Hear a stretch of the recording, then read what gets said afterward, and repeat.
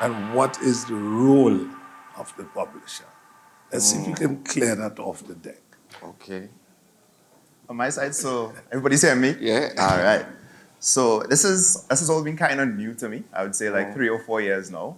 It's a aspect of the Trinidad and Caribbean industry that we don't focus on at all. So I decided, I just learned by trial and error. Yes. So I took a trip to London in 2019, just before the pandemic, and I signed up with a publishing admin who is Jack Russell Music. So I would have learned from them. Me personally, I know that there are services that you can go to for publishing admin, but I just wanted to talk to somebody personally because I'm always somebody who just wants to learn. And then also on the neighboring rights side, they recommended a company called IPRG in London as well, and they've been handling my neighboring rights throughout all territories. Sound Exchange for the US, and then there are others for each territory. And then, well, there's BMI, and then there's Cotton Trinidad, etc. So, your take, just so that everybody is. Let me see. So publishing, per se, is kind of divided into two main parts, which you are in. You're in the admin deal. Some are in co-publishing deals. And what we're responsible to do is kind of based on what type of deal you have. So if we share in your publishing and you've given up half your copyright, you're gonna expect us to give you an advance for that service. You're gonna expect us to put you in sessions with other songwriters. You're gonna expect us to put you in different opportunities, so film, TV, sync, and we take your songs and we actually manually take them around and get you popular for other songwriters or other opportunities.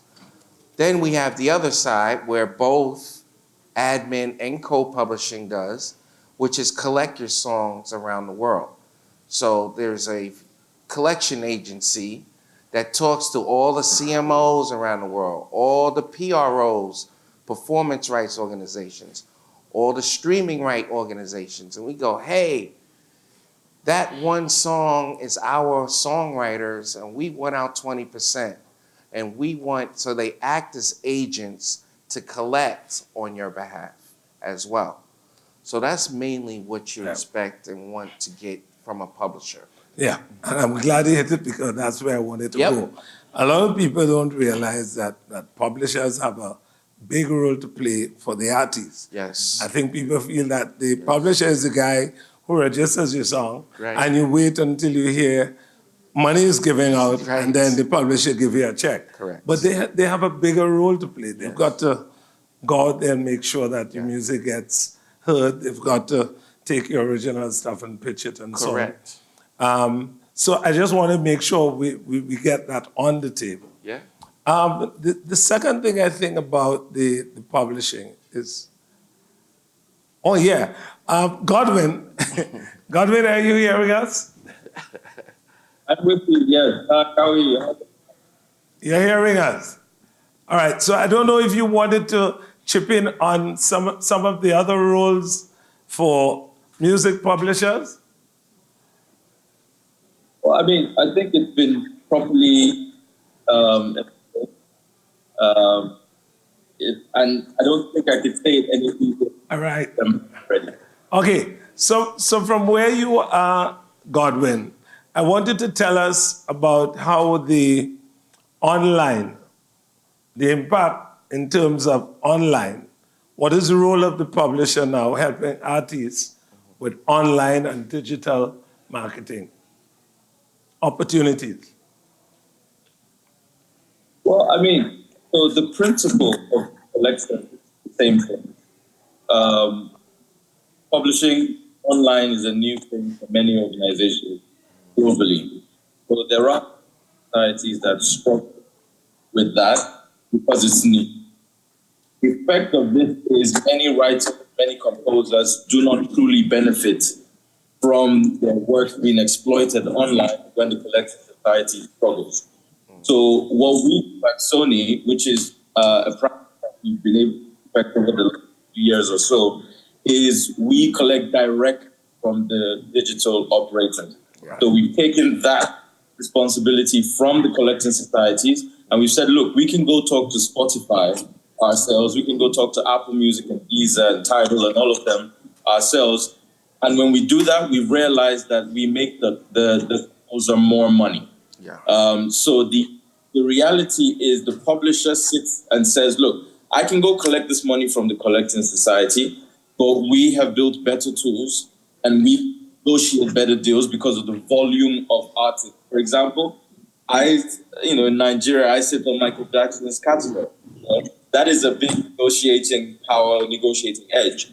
Right? So we're able to use that to then create opportunities for the writers that we represent to say, if you want to keep playing Michael Jackson's catalog, to give me better fee for these seemingly unknown artists that you wouldn't want to pay regular fees. So we can create opportunities for more people. So tell me something, Al. Something you said in the previous. So if we want to buy out all of Marshall Montano's hits, Right. and we want to say to Marshall, we want to make our offer to buy all your music, right? Right. At your age now, you could live happily if I give you a big quantum now, right? Right. But I'm going to take all the hits. You said something about the last 5 years. Yes. So kind of go down inside that a little more about that last 5 years. Okay. As we may know, that the evaluation of the dollar or your asset, it depreciates and it accelerates. So we need to see, when we're making this offer, how far off will we be if we gave him $10 billion, but his catalog's only worth $1 million?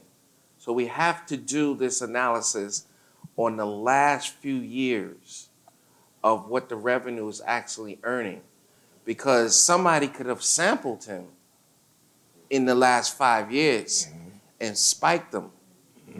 And that helps us understand, okay, this may go back up. So he may get more money than what he's worth right now. Or if we took his whole catalog, he already got that money already. That money came to him. So the last 5 years is a good indicator for us to average out and times by 10-year multiples, 20-year multiples, and try to get to his number on what he might want into selling everything. So that's for master right and for publishing right. So the last 4 or 5 years. Did I answer your question? I don't think Yes. Marcus, just bringing you into the discussion. In terms of the local publishers, and I could talk for cotton on. Yeah. But what has been the role of those publishers, the way you all operate in the Tobago space? In the Trinidad Tobago. I just have to be very honest, and it's no knock to cut per se, but I started focusing a lot on the international market, and for those opportunities, it would have been BMI, collecting, as well as the publishing admin, that was Jack Russell. So in terms of my international releases, Scott would not have necessarily been a part of that. But I'm looking forward to see, because I know that they're delving into other aspects of the industry besides performance rights. So for no experience, I would say locally with that, but most of my experience has been with the international market as a Trini. So I'm still representing Trinidad, but just in the international space. So just a different experience. Okay. Yeah. Godwin, earlier my brother Al spoke about AI.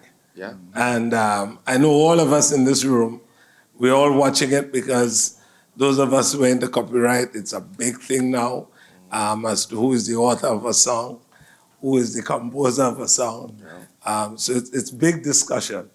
But Al made the point that one of the reasons a lot of people are now selling out catalogs, this AI seems to be a threat Yeah, I'm talking to Godwin. Yeah.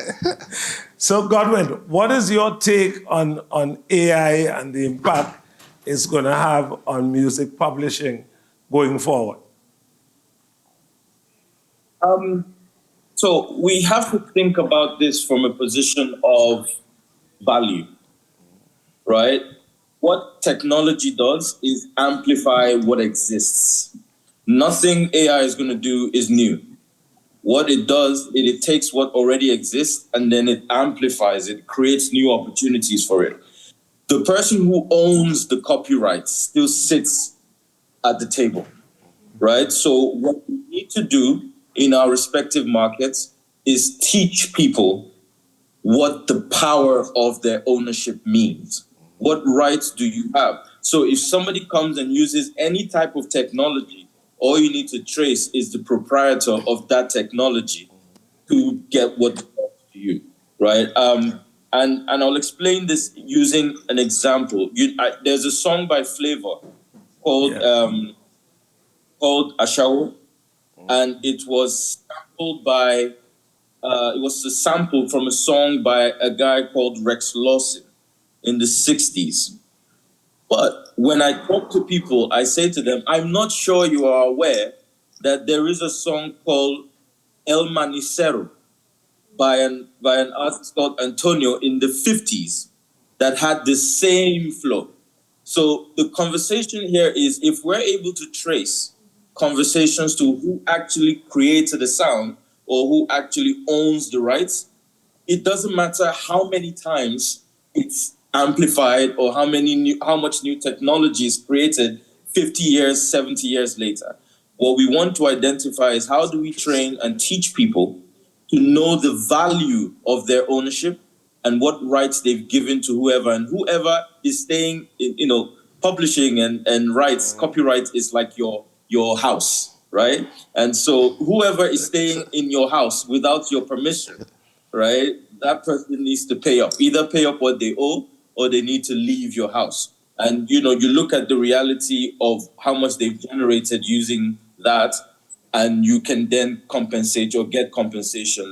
So I don't think AI or technology. We've said so many things. We said so many things about the computer when it was coming, right? Years about computer taking over the typewriter, but we're all living with it. So I think embracing technology is a good, because if we don't embrace it, then we can't understand how to use it. So we embrace it, we learn how it's used, and then we protect the people who own it. That's the best way to use technology. Thank you very much there, Godwin. That's solid stuff there. Yeah. Really, really solid about the value and the fact that we have to embrace. One other thing I just want to throw at you, Al, is in terms of music publishing or publishers, the role of the publisher in helping the artists in things like tours, live recordings. How do you see that role? Ooh, for a publisher. Yeah, I'm just asking. Or the collections of it. No, well, both, because there are some publishing companies who actually go into that. So I'm asking it, is there a pathway for that? As the pure publisher, an artist, if an artist is signed to me, we're trying any which way we can, if we have that service and that right, to get them on different platforms any way we can. Right. So if, Fireboy is a client and there was a big writer signed to me from Trinidad, Right. I would try to call Fireboy's team to say, you need to have them open up for you.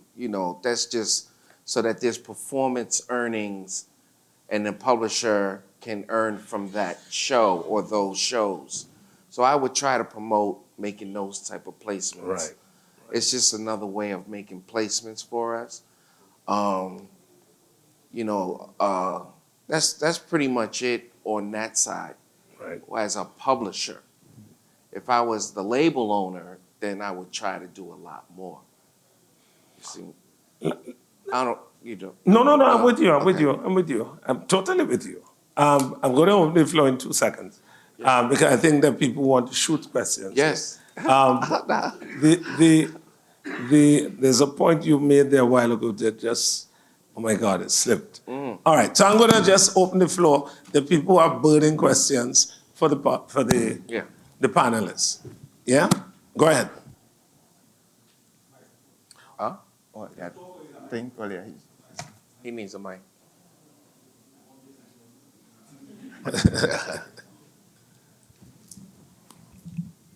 Hi, good afternoon.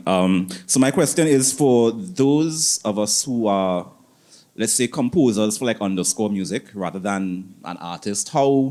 What difference in publishing and that kind of thing would that deal with rather than dealing with artists and actual songs and that kind of thing? All right, one more time, because I want to get the last So part. he's a writer. Yeah, He just and writes composer, songs. yeah. He's not a performer. Correct. Right. And he wants to engage you. as Somebody a who writes like publisher. underscore music for movies and that kind of thing. How do they go about getting that kind of copyright and that kind of thing? Song splits. Are you doing splits? Are you co-writing with anybody?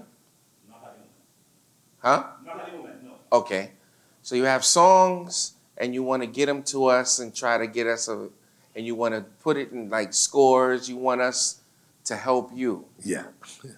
You want us you're going to come to us and you want us to help you for nothing. No. I don't think it meant nothing. Oh, no. But I'm like, No. I want y'all to take this the way y'all taking this, right? I got 3,000 writers already, right? And they earning. You come up to me and go, yo, I got songs, man. I want you to help me get on Ford's commercial. I got a great idea. I'm like, oh, line up. There's a whole bunch of people with great ideas. But if it's cold call, you know, we do listen. I mean, we try to. If you get in front of us, you got a relationship, you got to me. I would, if I was you, find commercials or movies or segments and put your own music under it so we could see that you do have an idea and to hear your sound based on something that's showing already. Man, forget this song behind that chase scene. Listen to mine, and then I'll go, oh snap, that is dope. But give me that much. Just don't tell me you dope. You know what I'm saying? Yeah. Nice. This side, there's a question. You look like you have a hard question. Yeah. I'm gonna pass this to Good Sony. afternoon, everyone. Yo, what's up? What's up, bro? All right, first thing first, I need to know, registering your song and licensing your songs, right? So the steps I take, I get my GS1 code, I code my songs, ISRC embedded in the songs, song exchange. I'm with MCPS and PRS, also cut. So I have all of that. MLC. And SongScan not available anymore, but Neil's SongScan Right. did that so it could chart. So I have all of that in line. Is there anything I'm missing? Who did you write the songs with? Myself, produce, write, So everything. all 100%? Yeah, or sometimes 50-50 with producers I work with from different parts of the world. And when you do the 50-50s, are you registering them Yes, and the songs? I register everything. So I show them how to go about Right. organizing everything. So I have everyone's IPI info and I register everything online. You shouldn't be missing anything. So I'm good. I don't know. Did you get any money? Did you make any money? Yeah, see things coming in. Yeah, seeing a few things. Cool. But as you mentioned, the stuff with the publishing, you mentioned publishers should do more. MCPS, well, I'm fairly new with them, so I'm waiting to see what's up. But I don't think they go and get stuff. They more collect. Yeah, they collect. And yeah, so I need to get somebody to be a more aggressive with my stuff. Though. How much you earning? How much I earning? Yeah. I earning, yeah. And I'm saying. He wants to hear the I dollar. look good. I look Because good. you got to figure, decent, right? a decent. You got to figure. And 2,000? Sony, if it's 2,000, and I gave you an admin deal, no advance, 90/10, $2,000 is only 200 for us. We're like, what the hell? All right, so You see what I'm saying? as I've understand, everyone has to build itself. So I'm building my profile up. So when I approach you guys, well, we'll build a relationship. But when that time comes, should have more, you know? Yeah. But it's not just you. People are earning and they're putting out your records.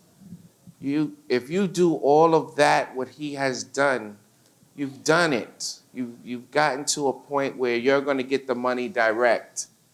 What Sony is doing, they're able to bypass all of those people and get their money truly direct from, there's no middleman. They're one of the first couple companies to go past the middleman.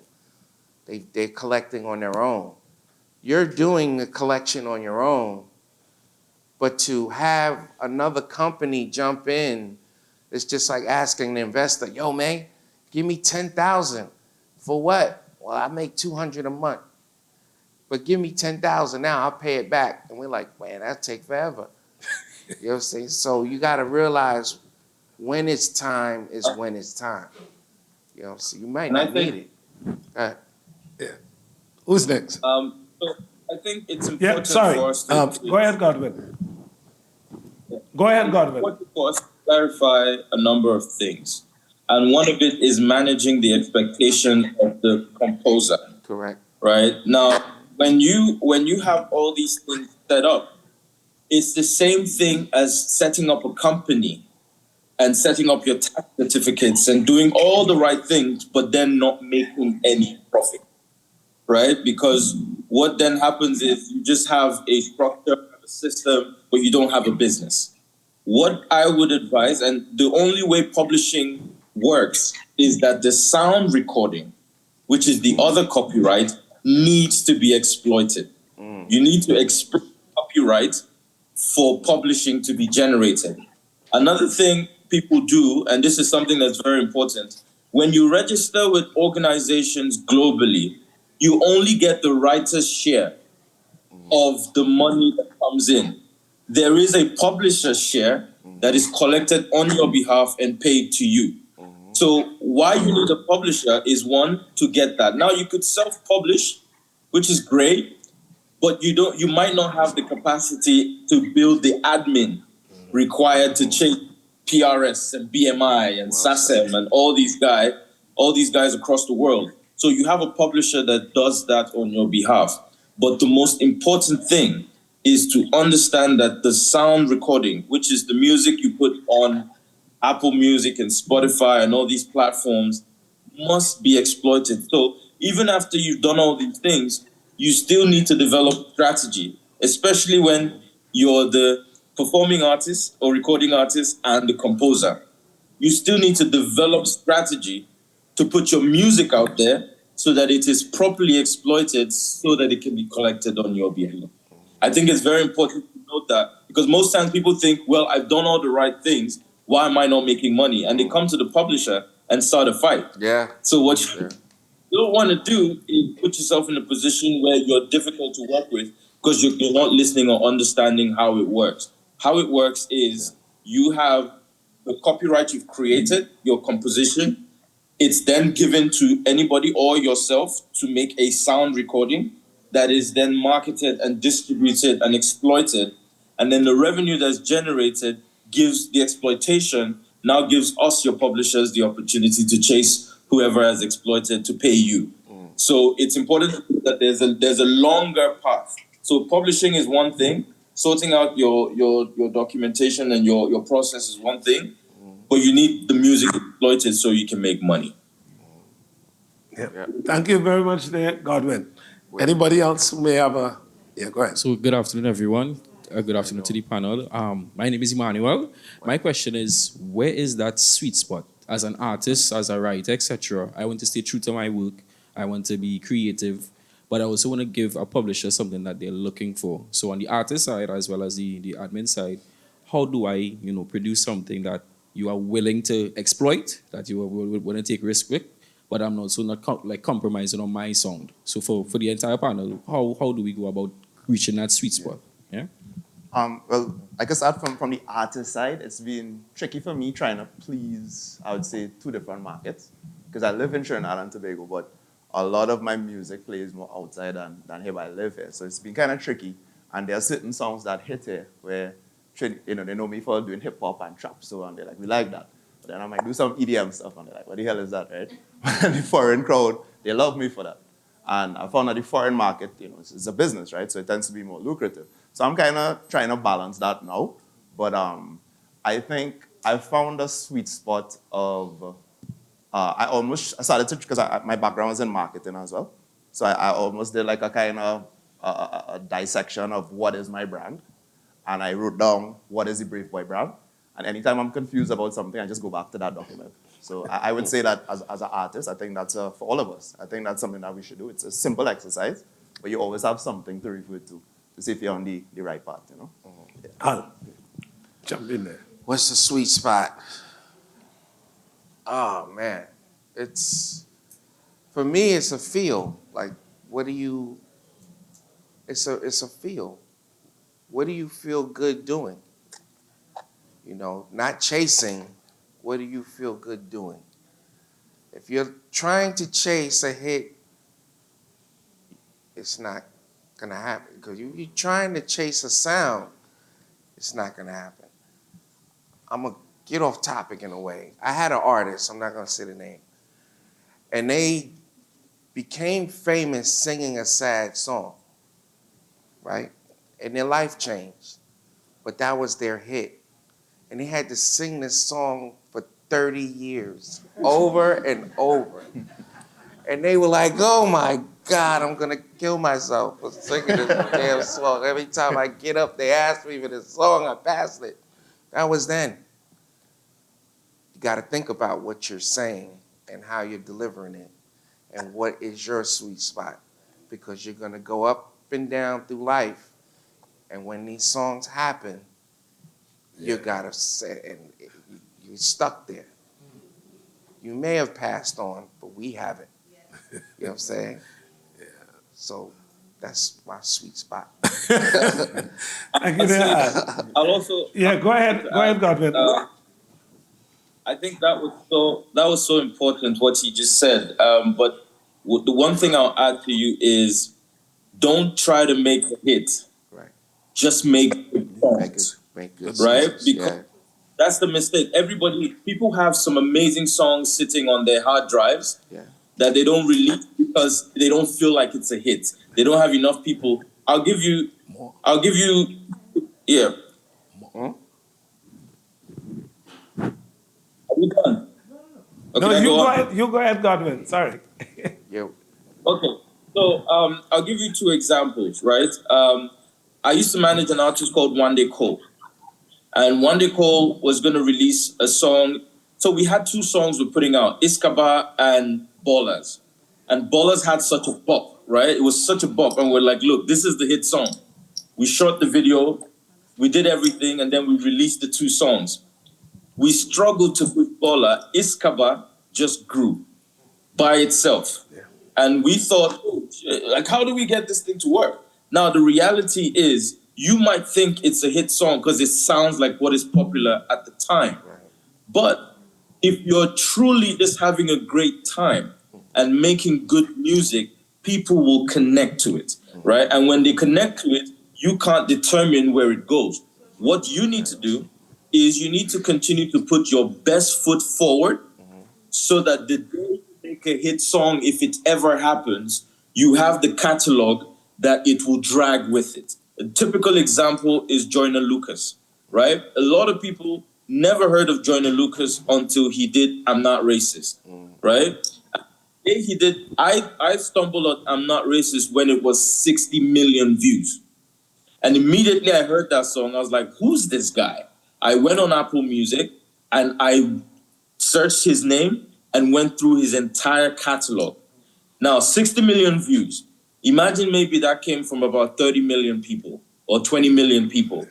If 10% of us went through his catalog, that is 1 million streams per song over a period of 3 hours or 3 months, right? So what you want to do is make sure that you have good songs that you're putting out. Don't hoard music. If it's great, let the people enjoy. And continue to develop and iterate your talent and your ability. Learn how to record better. Get feedback. Grow, right? And at the point where you've grown and you've created a bigger amount of catalog, you can then look back and one day you might sing a song and it blows up. Somebody puts it in a commercial. An influencer on TikTok uses the song and it blows up. Once that starts happening, it will pull the other songs you've developed in your catalog along with it because they're great songs. Hey, that's such great advice, folks. You know, you have good music, put it out. Let people enjoy the music and things are going to happen. We have room for one more question based on my timekeeper.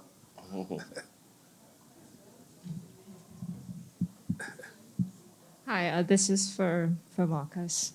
All right, if you went back in time 4 years ago, right? You don't have the success you have now, right? But you have the knowledge you have now. So you're 4 years in the past. What are your first 3 moves? Wow, that's a great question.